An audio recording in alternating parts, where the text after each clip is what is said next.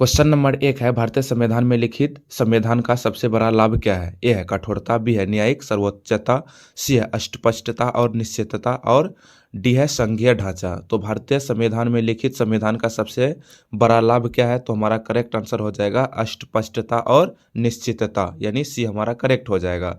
लिखित संविधान अधिकारों व शक्ति को स्पष्ट रूप से परिभाषित करता है। अगला क्वेश्चन है, कह रहा है निम्न में से कौन सा संघीय व्यवस्था का अनिवार्य तत्व नहीं है? क्वेश्चन है, निम्न में से कौन सा संघीय व्यवस्था का अनिवार्य तत्व नहीं है? ए है शक्तियों का विभाजन, बी है लिखित संविधान, सी है द्विसदनीय संसद और डी है स्वतंत्र न्यायपालिका।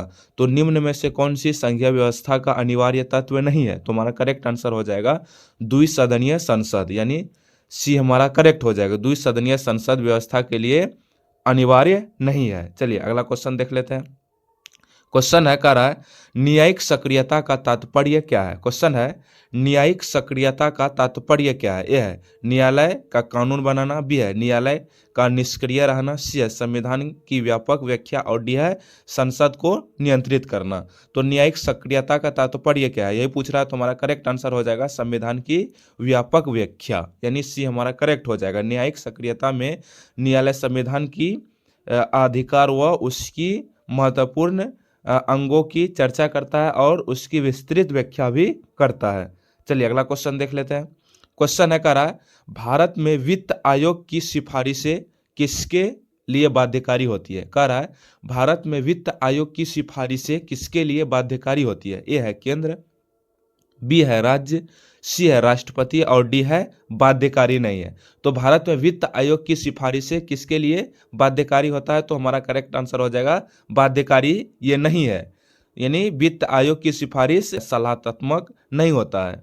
चलिए अगला क्वेश्चन देख लेते हैं। क्वेश्चन है निम्न में से कौन सा गैर कर राजस्व है? क्वेश्चन है निम्न में से कौन सा गैर कर राजस्व है? ए है आयकर, बी है सीमा शुल्क, सी है लाभांश और डी है वस्तु एवं सेवा कर। तो इनमें से कौन गैर कर राजस्व है? तो हमारा करेक्ट आंसर हो जाएगा लाभांश। लाभांश जो है ये गैर कर राजस्व है। पीएसयू से प्राप्त लाभांश गैर कर राजस्व में आता है। अगला क्वेश्चन है, कह रहा है यदि चालू खाता संतुलन सकारात्मक हो तो इसका संकेत है। कह रहा है यदि चालू खाता संतुलन सकारात्मक हो तो इसका संकेत है। ए है अधिक आयात, बी है अधिक निर्यात, सी है अधिक उधार और डी है मुद्रा अवमूल्यन। तो यदि खाता संतुलन सकारात्मक हो तो इसका संकेत क्या है? तो हमारा करेक्ट आंसर हो जाएगा अधिक निर्यात, यानी बी हमारा करेक्ट हो जाएगा। सकारात्मक चालू खाता निर्यात अधिक शेष दर्शाता है। अगला क्वेश्चन है निम्न में से कौन सा मानसून की अनिश्चितता का कारण नहीं है? कह रहा है निम्न में से कौन सा मानसून की अनिश्चितता का कारण नहीं है? ए है अल नीनो, बी है ला नीना, सी है जेट स्ट्रीम और डी है पृथ्वी का घूर्णन। तो निम्न में से कौन सा मानसून की अनिश्चितता का कारण नहीं है? तो हमारा करेक्ट आंसर हो जाएगा पृथ्वी का घूर्णन। पृथ्वी का घूर्णन अस्थायी कारण है, इसलिए यह मानसून की अनिश्चितता का कारण नहीं है। चलिए अगला क्वेश्चन देख लेते हैं। क्वेश्चन है जल विभाजक रेखा का अर्थ है। कह रहा जल विभाजक रेखा का अर्थ है। ए है नदी की गहराई, बी है वर्षा रेखा, सी है दो अपवाह क्षेत्र को अलग करने वाली सीमा और डी है नदियों का संगम। तो जल विभाजक रेखा का अर्थ क्या हो जाएगा? तो हमारा करेक्ट आंसर हो जाएगा दो अपवाह क्षेत्र को अलग करने वाली सीमा, यानी सी हमारा करेक्ट हो जाएगा। जल विभाजक रेखा का अर्थ क्या होगा? तो दो अपवाह क्षेत्र को अलग करने वाली सीमा।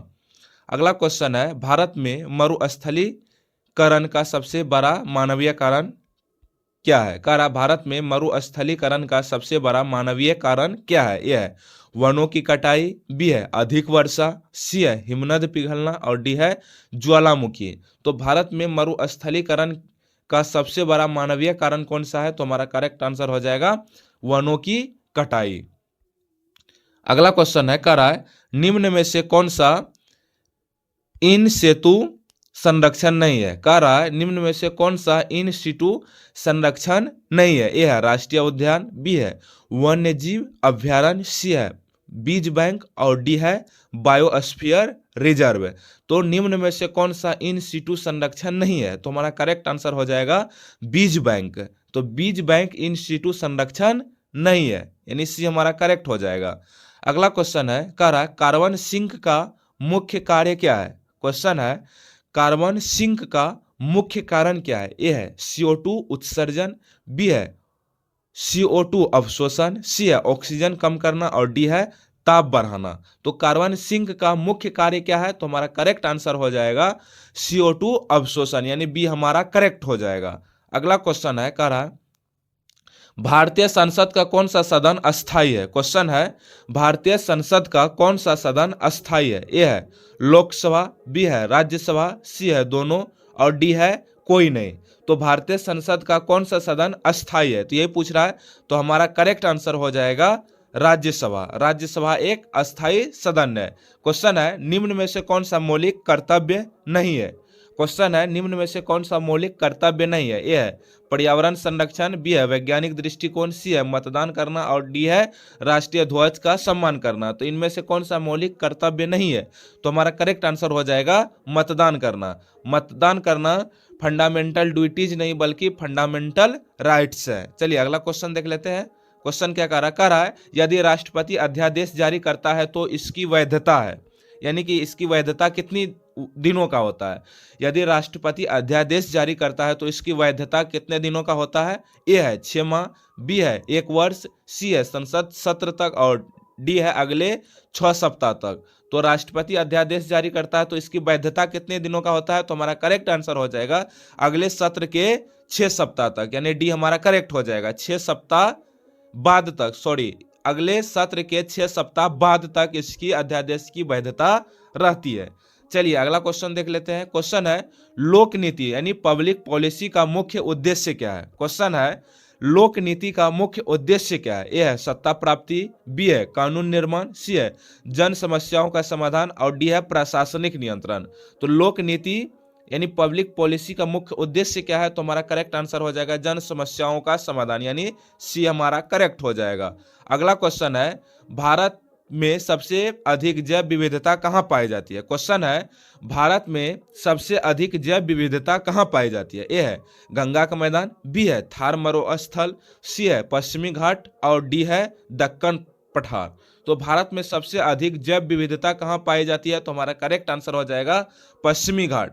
पश्चिमी घाट में भारत के सबसे अधिक जैव विविधता पाई जाती है। अगला क्वेश्चन है स्टैगफ्लेशन की स्थिति में। क्वेश्चन है स्टैगफ्लेशन की स्थिति में ए है महंगाई और बेरोजगारी दोनों बढ़ती है, सी है यह विकास तेज है, सी है कीमत गिरती है और डी है रोजगार बढ़ता है। तो स्टैगफ्लेशन की स्थिति में क्या होगा, तो महंगाई और बेरोजगारी दोनों बढ़ती है, यानी ये हमारा करेक्ट हो जाएगा। स्टैगफ्लेशन की स्थिति में महंगाई और बेरोजगारी दोनों बढ़ती है। अगला क्वेश्चन है कह रहा है निम्न में से कौन सा क्याग का कार्य नहीं है। क्वेश्चन है निम्न में से कौन सा क्याग का कार्य नहीं है। ए है लेखा परीक्षण, बी है व्यय जांच, सी है नीति निर्माण और डी है रिपोर्ट प्रस्तुत करना। तो निम्न में से कौन सा क्याग का कार्य नहीं है, तो करेक्ट आंसर हो जाएगा नीति निर्माण। ये क्याग का काम नहीं है नीति निर्माण करना। अगला क्वेश्चन है कह रहा है ग्राम सभा का सबसे महत्वपूर्ण कार्य क्या है। क्वेश्चन है ग्राम सभा का सबसे महत्वपूर्ण कार्य क्या है। ए है कर निर्धारण, बी है विकास योजना की निगरानी, सी है कानून बनाना और डी है चुनाव कराना। तो ग्राम सभा के सबसे महत्वपूर्ण कार्य क्या है, तो हमारा करेक्ट आंसर हो जाएगा विकास योजनाओं की निगरानी, यानी बी हमारा करेक्ट हो जाएगा।